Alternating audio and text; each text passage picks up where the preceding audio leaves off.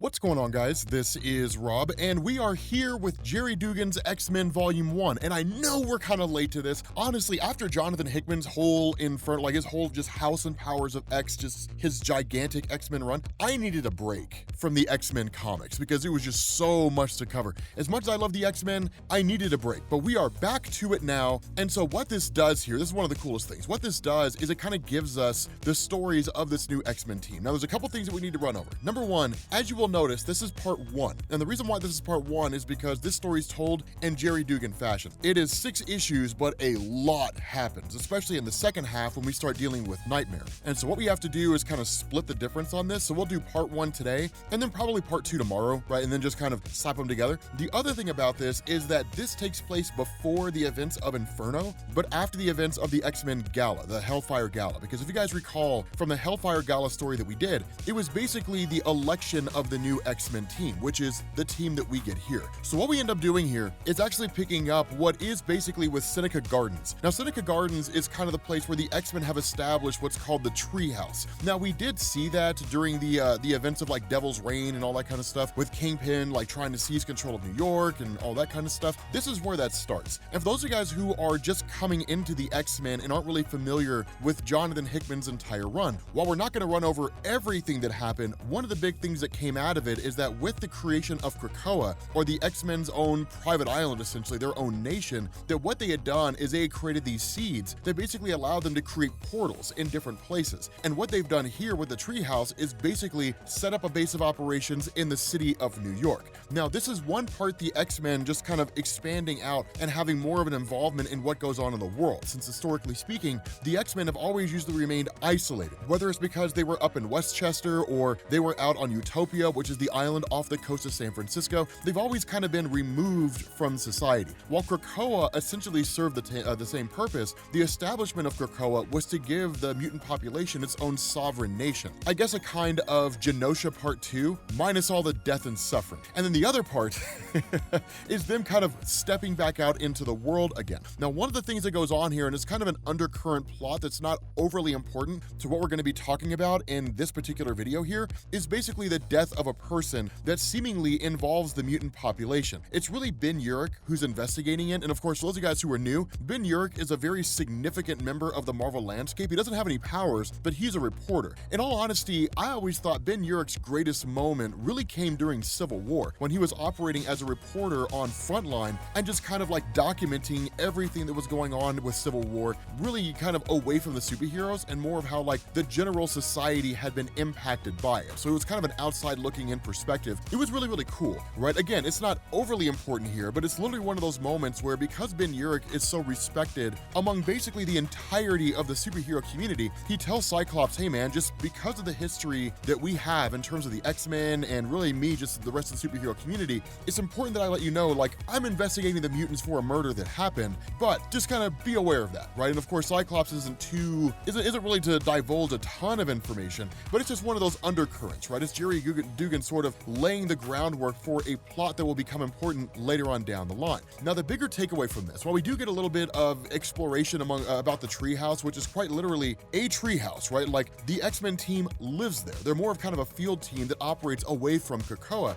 That what we also end up getting is basically Rogue responding to what is in effect some object just like crashing through the sky, smashing with buildings, and then ultimately crash lands. When it arrives, of course, once Rogue sees it, it basically looks like a giant robotic monster, right? Like, what are those things called in Japanese anime and all that kind of stuff? Kaiju, right? It looks like a giant kaiju. It literally looks like a kaiju to a degree, right? But the thing about it is that Rogue is immediately overcome by this thing, in the sense that like she's hit by it. Now, one of the things to know is that Rogue doesn't immediately attack this thing because she doesn't know what'll happen if it does. And in fact, she's told that by Jean Grey. That Jean Grey is the de facto leader of this team. And when the rest of the team responds, that's when we kind of get their roster. Now, we knew the roster from the Hellfire Gala storyline, but those of you guys who never read that story or never really saw the events unfold there, which it was really kind of a launching platform, right? It was basically Marvel. It was one of those stories that Marvel writes where they say like, here's a big changing of the lineup for a lot of the X-Men teams and what the X-Men are going to look like going forward. That's basically what the Hellfire Gala was. But the current lineup of the team is Polaris, also known as the daughter of Magneto, Cyclops, of course, Jean Grey, of course, X-23 Laura Kinney, who's referred to as Wolverine now. You've also got Sunfire and and you've got Sync. Now I'm gonna tell you guys right now, this team, while it doesn't look like it, has some of the heaviest hitters in the entirety of the Marvel Universe. It's an Omega level mutant team. That's exactly what it is. Sync can copy the powers of anybody who's around him. Now, the difference here is that the way Sync used to be, back in like the 1990s, Generation X and all that kind of stuff, is Sync's powers were very, very limited. When he was resurrected during Jonathan Hickman's X-Men run, his powers were expanded. And so what this means is he can duplicate the powers of anybody around him, regardless of whether they're a mutant or not, which means he can copy the powers of Thor. Whether or not that makes him worthy of lifting the hammer of Thor, I don't know.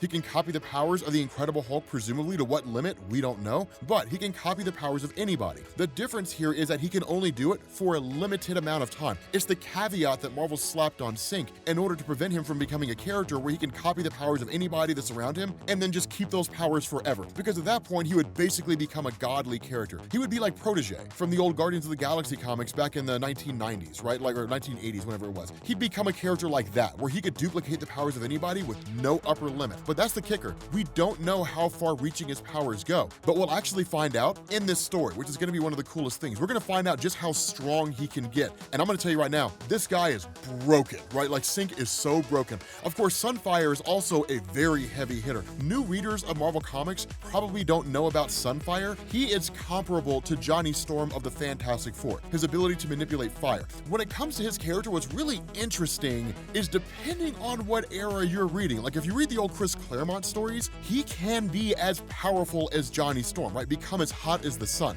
In more modern iterations, his powers have kind of been toned down. So he really waxes and wanes based on who's writing the stories. Jerry Dugan is going to return him to the classic Sunfire that we know from Marvel Comics, but he's just ridiculously powerful. Now, when this team shows up here, seeing this thing for what it is, the first thing that happens is Polaris responds and tries to manipulate it, believing that it's metal. But if it is metal, it's no metal that she can recognize. Now, one of the things to remember is that Polaris's ability to manipulate metal is not limited to whatever metal she recognizes, right? So it's not like if she's never encountered vibranium, she can't manipulate vibranium. No, if it is a metal, she can control it, which indicates this thing is not made of metal, right? That it's not an actual metallic being. It's just an exceedingly hard material. So of course, she's rescued by Rogue because she almost dies, right? She almost gets destroyed. And so while this thing is going nuts and attacking the city of New York, what it does is it lets off this kind of psychic pulse that literally starts affecting the minds of everybody around it and giving them all migraines. The only way they can block this from happening is by Polaris using the construction metals of different sites around her to encase them in steel, and then in turn, Jean Grey used her powers to basically protect everybody. Now,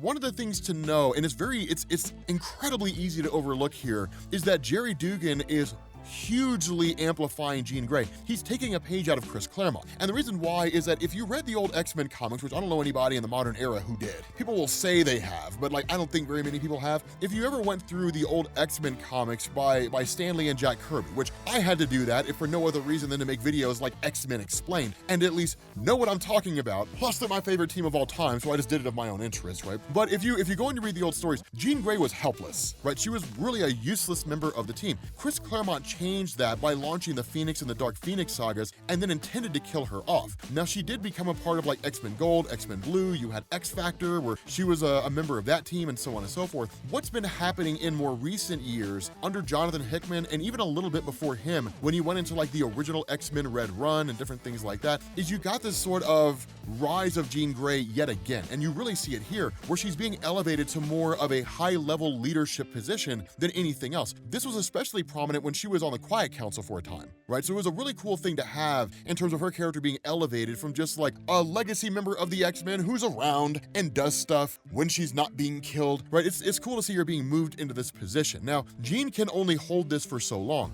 but Sync ends up coming up with a plan. The plan, of course, is shared telepathically with everybody else, but it's to essentially use, at least to use a combination of materials and so on, and it's kind of a strange plan that you wouldn't normally see from the X-Men, and honestly, without Sync, they wouldn't have been able to pull it off. And so what ends up going on is by using all these different, really using the powers of Polaris, all this machinery, the powers of Jean and so on and so forth, what they basically end up doing is constructing a Megazord. like a giant nanny robot from like the old Chris Claremont X-Men comics who somehow has managed to continue existing, and I don't know why it's there, but they literally construct a giant robot, which is amazing. I absolutely love this. I love that they created a robot to fight a giant robot. So it's basically a battle of like a Jaeger versus a kaiju, right? This story turned into Pacific Rim, and I absolutely love it. I think it's amazing. But literally this thing has like the powers of Cyclops. Like it just blasts out optic blasts using the power of Cyclops. It's pretty capable. Now the funny thing here is, of course, they're able to overcome this thing, right? Because it's basically using all the different powers of the X-Men in unison. So it can use the powers of Cyclops to fire optic blasts. It can use the power of Sunfire to literally shoot fire. And initially they kind of, it kind of seems to get the upper hand to a degree. But what the machine ends up doing is it launches a fastball special. Now, for those of you guys who don't know about that, the fastball special is a classic move and really a hallmark of the Wolverine mythos, that it's a move that's performed by Colossus throwing Wolverine at something. And so basically it's this robot throwing Laura Kinney at this kaiju monster, right? And like literally Laura Kinney just kind of invades it, starts slashing at it and tearing little pieces of it up and so on and so forth, but basically killing it from the inside out. And the funny thing is that while the X-Men are defeating this, the Avengers and the Fantastic Four are just now arriving on the scene. So again, this is one of the big changes that we have going on here in this mythos, which is the X-Men are playing a more prominent role in the superhero community. And it's really Jerry Dugan actually saying, in a lot of ways, the X-Men are more capable than the Avengers or the Fantastic Four. And the reality is that they are. Some of the most powerful beings that exist in all of Marvel Comics are mutants because they were designed that way, right? I mean, when Stan Lee and Jack Kirby and them created the Avengers and the Fantastic Four, their powers were based on practical application. Peter Parker receives a bite from a radioactive spider. The Fantastic Four go into space. They're blasted with cosmic rays. Back when those characters were being created, the desire was to create characters that were more realistic, and they would get their powers in a way that was more in line with like the atomic age as it existed in the 1960s and 1970s to a degree. By the time the X-Men came along, at least following the initial failure with Stan Lee and Jack Kirby to like make them compelling, when Chris Claremont came around, their powers were just limited to your imagination, right? So literally you had characters that could alter reality. You had characters that could tap into other dimensions, that could teleport from one place to another. There's no limit. So the most powerful beings in existence are mutants, for the most part. What this does is it shifts over to why this happened in the first place. And what we end up doing is picking up at a place called Game World, which is, as it's described, where the worst people in the universe come to have the best time. And it's a cool place because it's actually orbited by two black holes, or at least two black holes that are harnessed and their energy is utilized, which is something that happens in Marvel Comics. Black holes, they do exist. They're every bit as powerful as you're used to them being, right? In the sense like their gravity is essentially infinite, right? It exceeds that of the speed of light, and that nothing can basically escape. So you can drop somebody into a gravity well. But if you stay far enough away from the event horizon of a black hole, far enough away from its gravitational pull that you won't be sucked in, you can use time dilation of black holes to manipulate time. And that's what happens here, right? Like a single night on Game World is a month everywhere else. Time just passes slower. So, and the reason why this happens is because Game World is basically a place of gambling, right? That what happens is people literally just gamble anything and everything. In this particular instance, you have a guy named Cordyceps Jones who has a crazy name. And in fact, this is not the first appearance of his character. Cordyceps Jones originally appeared in Rocket Volume 1 in issue number 4, I think, back in 2017. Essentially what happened here is it was a heist story with Rocket and Deadpool. They basically, like, Deadpool absorbed Cordyceps Jones. And because Cordyceps Jones could not control Deadpool due to his healing factor, they used Cordyceps Jones' brainwaves to essentially empty his bank account. They robbed the guy. And then Deadpool spit his spores out into a gutter, and then Cordyceps Jones swore vengeance. And that was basically it. This is one of those guys where he's introduced, and then in like 10 years, somebody's gonna write a story somewhere where he's just gonna be this ridiculously OP character. But at this moment, he's basically running Game World. And that's when we end up finding out that what's happening here is Game World basically sees, or at least all these people see Earth the same way they always have, which is just kind of a parasite and issue on the planet. And what they desire to do is basically wipe out all humans on Earth and then basically take Earth for itself. And so instead of just launching a traditional like invasion, right? Like the Kree show up or the Skrulls show up or Operation Galactic Storm or something along those lines, that what they're doing is they're they're actually taking bets on who will be the most successful in annihilating Earth. And this is when you get into one of the coolest things ever, because what ends up happening is that this being, right, Kriv Yu of the Numari, actually ends up bringing forth a wager that this person holding this vial will basically sacrifice themselves, but that their wager is they can be the ones to annihilate all humans on Earth, and that if they win, then of course this guy who's sacrificing himself, his family will be well compensated, which seems to happen regardless, but they'll also walk away with everybody's winnings, right? Like with all this money.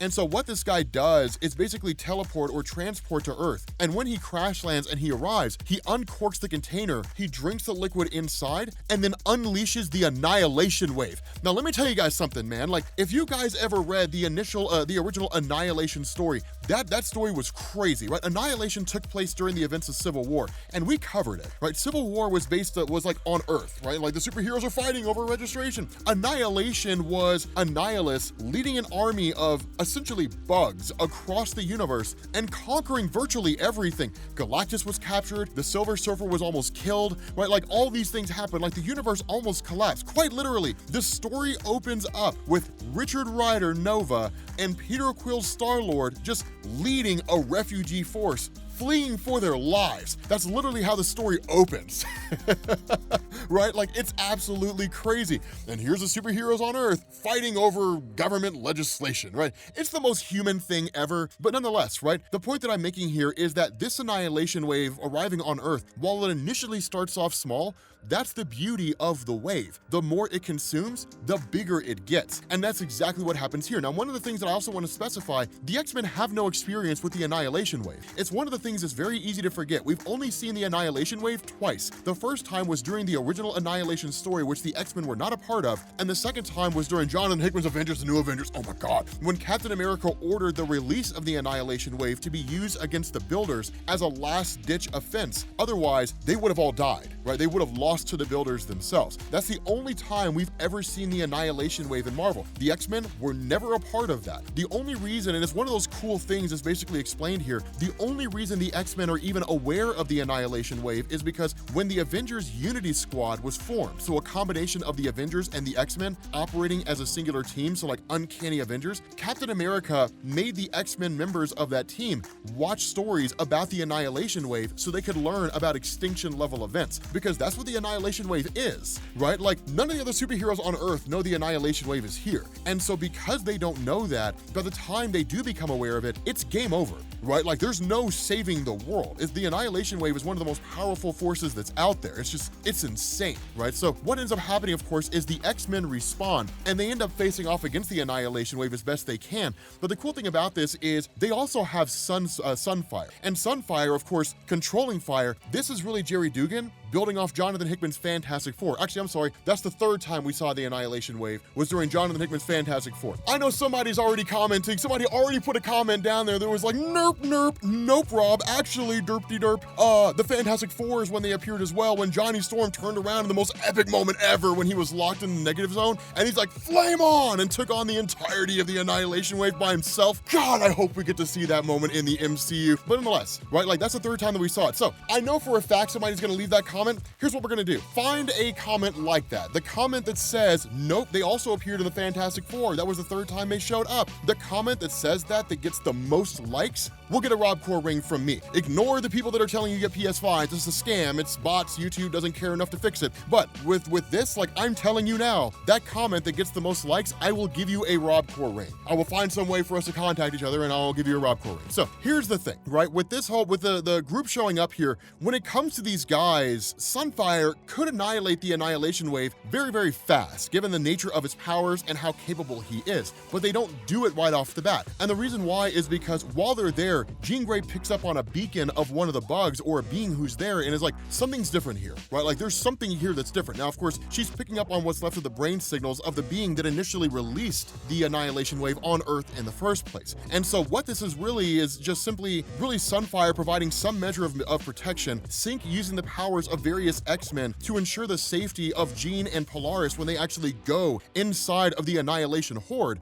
in order to tap into the mental capabilities of this being and find out what's going on. Jean Grey only gets a kind of quick mental glimpse, right? She gets a quick momentary glimpse, which is of Game World. She doesn't know what it means. She doesn't know the significance of it. She just gets this small momentary glimpse. Seeing a black hole, it initially leads her to believe that it has something to do with Orcus, but that's when she tells Sunfire, okay, I've got what I need, torch everything. And Sunfire does exactly that, right? He obliterates everything. And so with the entirety of the Annihilation Wave destroyed, that what this does is it leads to the X-Men asking questions, okay, so obviously there's a much bigger thing here, right? There's something called Game World. Right now the Jean Greys actually had time to settle on the information. But what ends up happening here is that before Jean and them are able to fully understand everything that's going on, they're immediately met by the arrival of the High Evolutionary. Now here's the thing, right? Herbert Wyndham is still probably one of the greatest villains in all of Marvel Comics. I'm a little worried about how they're gonna treat him in Guardians 3. I'm a little concerned about how he's gonna look. He looked a little wonky at the San Diego Comic-Con panel, I'm not gonna lie. The important thing here is the High Evolutionary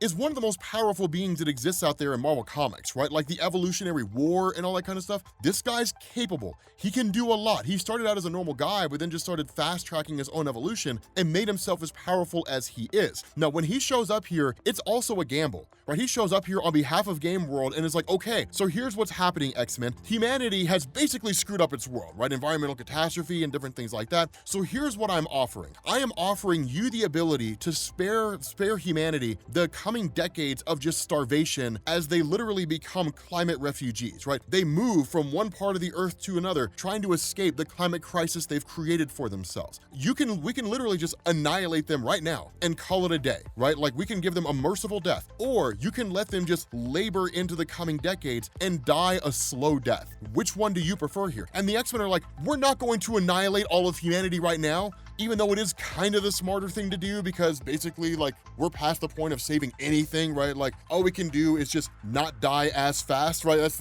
like not go extinct as fast. I'm not even joking. Like that's kind of where we are right now when it comes to the climate crisis here in the real world. But it's also one of those things where they're also like, we're part of a preservation of life, right? We're not going to just annihilate humanity in its entirety. So what the High Evolutionary does is he presents his daughter Luminous. Now Luminous has been around for a little while, right? She's not new here, right? She's been around Marvel Comics for a little bit. And in fact, she's been around since 2015. We know the nature of her powers in the sense that she's basically the result of the High Evolutionary combining the genes of Quicksilver and the Scarlet Witch into a singular being, which does allow her the ability to manipulate chaos magic. So it makes her incredibly capable. But what it also does here is it presents this scenario where the High Evolutionary is like, I could just wipe you all out right now if I wanted to. And so that's when Rogue basically like jumps in and attacks the High Evolutionary. And so with that happening, like a fight breaks out between all of these guys, the High Evolutionary and his daughter and the X-Men and so on. Now, this is when we get the moment where we find out just how powerful Synch is. That as this fight is going on, it's really them just kind of pairing off, right? Technically, it's most of the X-Men facing off against the High Evolutionary's Evolutionary Guard, which is kind of like his own force. So those of you guys who are familiar with the villain Apocalypse, this is comparable to Apocalypse's Four Horsemen of Death, right? That kind of a thing, right? His own henchmen, essentially, or Magneto's Brotherhood of Evil Mutants. I mean, take your pick, right? It's his henchmen, essentially. But where this thing goes on, of course, there's an effort to ensure that this kind of bomb doesn't go off, right? This annihilation bomb doesn't go off and take out the entirety of humanity.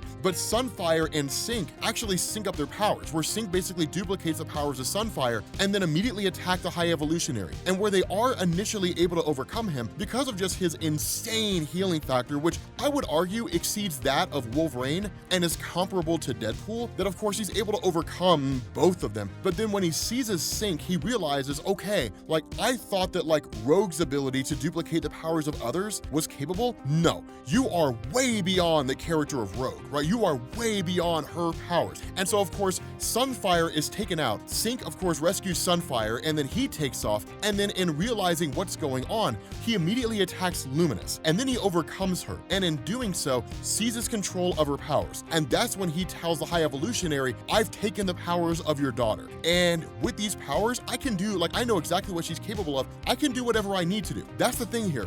Luminous is able to tap into chaos magic. She can, in effect, do everything the Scarlet Witch can do, which means Synch can do the exact same thing. To this point right now, this is the highest level of power we've seen Synch attain. The powers of the Scarlet Witch, the ability to tap into chaos magic, to alter reality with no defined upper limit. This guy has just achieved godhood like that in an instant, right? In an instant, this guy is just beyond everybody on Earth. Like literally every single being that exists out there in the entirety of Marvel Comics, save for the highest level cosmic entities, this guy has just surpassed them all. Franklin Richards, like every single one of them. He's beyond all of them.